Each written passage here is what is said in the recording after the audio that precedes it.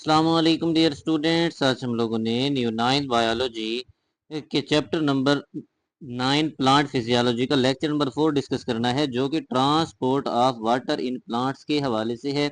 आज के इस लेक्चर के अंदर हम लोगों ने एनिमेशन को भी डिस्कस करना है कि किस तरह से transport of water in plants होती है। ये आप लोगों के सामने ये डायग्राम मौजूद है। थोड़ा सा ओवरव्यू ले लेते हैं आज के टॉपिक का। ये हमारे पास रूट्स हैं, इसी तरह से ये स्टेम है, और जबकि ये हमारे पास डिफरेंट टाइप्स के लीव्स हैं या शूट्स हैं। ये मिलकर शूट सिस्टम बनाते हैं।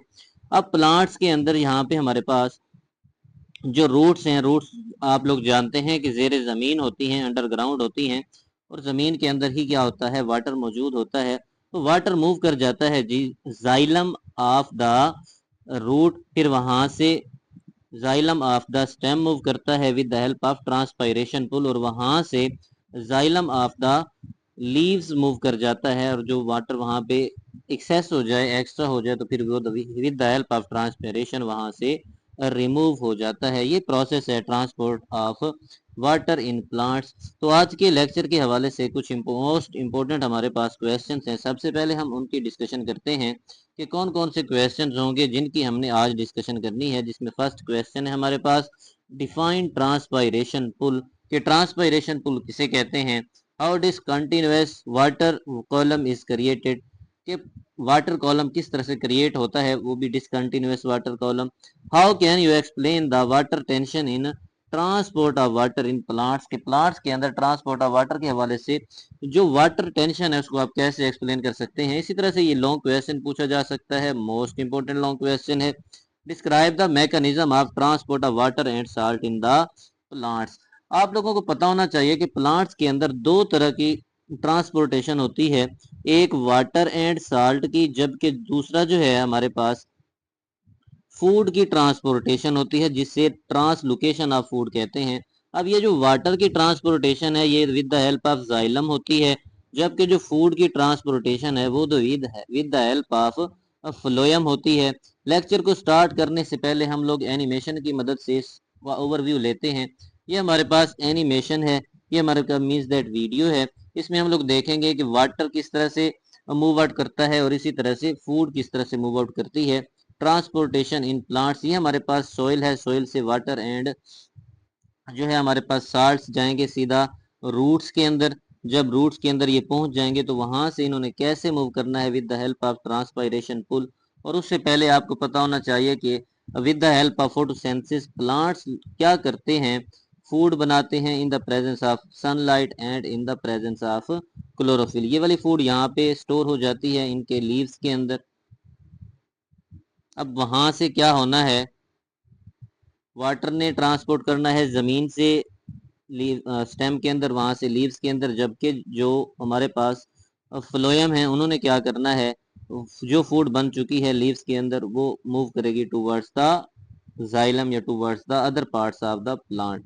ये वाटर मूव करेगा with the help of xylem, जबकि जो हमारे पास फ्लोएम है उसने क्या करवाना है, फूड को ट्रांसपोर्ट करवाना है, क्योंकि ये फूड जो बनाता है वो फोटोसिंथेसिस की मदद से बनाता है।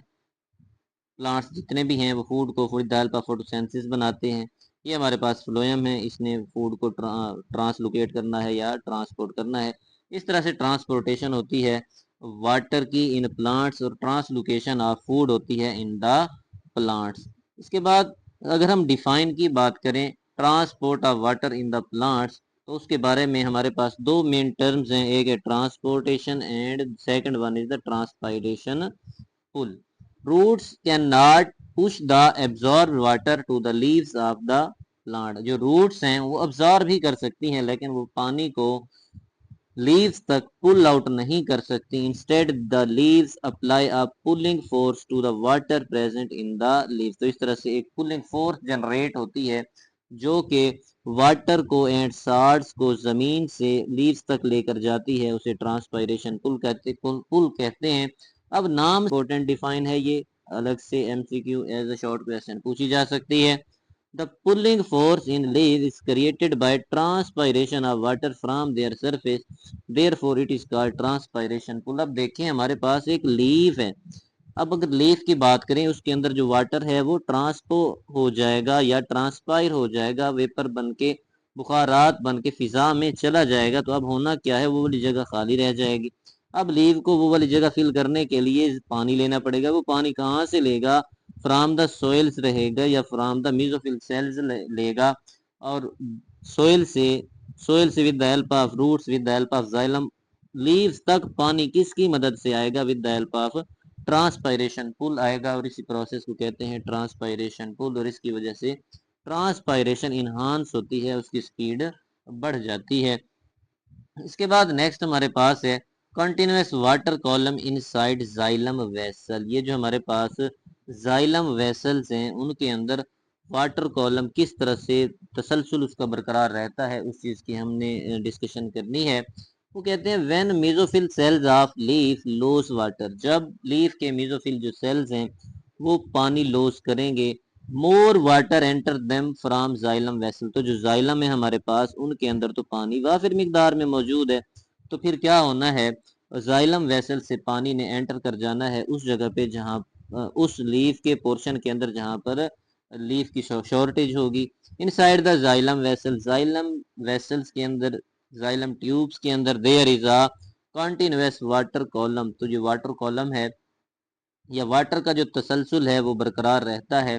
इस water column extend from leaves to the stem and to the roots. ये जो वाटर कॉलम है ये लीव्स से लेके स्टेम तक, स्टेम से लेकर रूट्स तक फैला होता है, एक्सटेंड आउट होता है, क्योंकि इसका डायरेक्ट कनेक्शन सोइल्स पर मौजूद के अंदर मौजूद जो रूट्स हैं, रूट सिस्टम है, वहां तक होता है इसका, जहाँ see with the help of transpiration pull इस वाटर को एब्जॉर्ब करते हैं। इसके बाद नेक्स्ट है जी हमारे पास transport of water in plants with the help of diagram, भी आप लोग इसको डिस्कस कर सकते हैं, जो कि स्टार्ट में हमने छोटा सा ओवरव्यू दिया था। अब देखें इस प्लांट के ना तीन मेन पार्ट्स हैं। एक हमारे पास ये रूट्स हैं, दूसरा हमारे पास ये स्टेम है, तीसरा हमारे पास ये लीव्स हैं। अब होना क्या है, जो रूट्स हैं वो उसके पास रूट हेयर्स भी मौजूद हैं। अब रूट हेयर्स ने क्या करना है, सोयल से ही हमारे पास जो पार्ट्स आपको नजर आ रहे हैं ये सोयल के पार्ट्स हैं। अब इनके अंदर इसने पेनिट्रेट कर जाना है रूट हेयर्स ने, और इसकी मदद से रूट हेयर्स ने क्या करना है, पानी को एब्जॉर्ब करवाना है। ये जो आपको रेड एरो नजर आ रहा है इसका मतलब ये है कि सोयल से पानी मूव करके इस जाइलम में आ गया है। अब इस जाइलम में जैसे वाटर आ जाएगा तो फिर होना क्या है, आगे हमारे पास ये स्टेम है। स्टेम को उन्होंने मैक्रोस्कोपिक करके बताया हुआ है, मतलब कि मीन्स दैट इसको जूम आउट करके बताया हुआ है, जिसमें वो ये बता रहे हैं कि इसके अंदर जो जाइलम है इसी वाटर ने इन स्टेम के जाइलम में जाना है। जब ये स्टेम के जाइलम में पहुंच जाएगा तो स्टेम के साथ ब्रांचेस, ब्रांचेस के साथ ये लीव्स अटैच हैं हमारे पास। जब लीव्स के साथ चूंकि ये जाइलम अटैच हैं तो ये जाइलम ऑफ स्टेम अटैच हो जाएगा जाइलम ऑफ लीफ के साथ, और लीफ के अंदर क्योंकि जो वाटर होगा जो एक्सेस होता है वो ट्रांसपायर हो जाता है, जबकि उसकी जगह पे मजीद water with the help of transpiration pull वहां पे आना शुरू हो जाता है। और इस तरह से ट्रांसपोर्ट होती है वाटर की इसके अंदर, प्लांट्स के अंदर। बहुत ही इंटरेस्टिंग सा टॉपिक है ये। इसके बाद जी नेक्स्ट हमारे पास the most important short question है।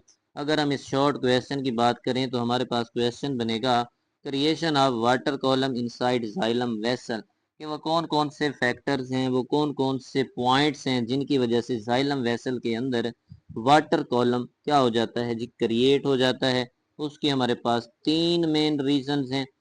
There are three main reasons of creation of water column inside the xylem vessel. First one is the force of attraction between water molecule. जिस तरह हमारे पास वाटर मॉलिक्यूल्स हैं उनके अंदर क्या होती है जी, फोर्स ऑफ अट्रैक्शन होती है, जिसकी वजह से एक दूसरे के साथ वो जुड़े रहते हैं।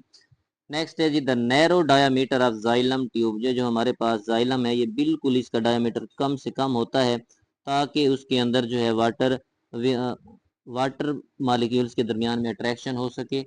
और एक तीसरी चीज है यहाँ पे the force by which water molecule adhere to the walls of xylem vessel.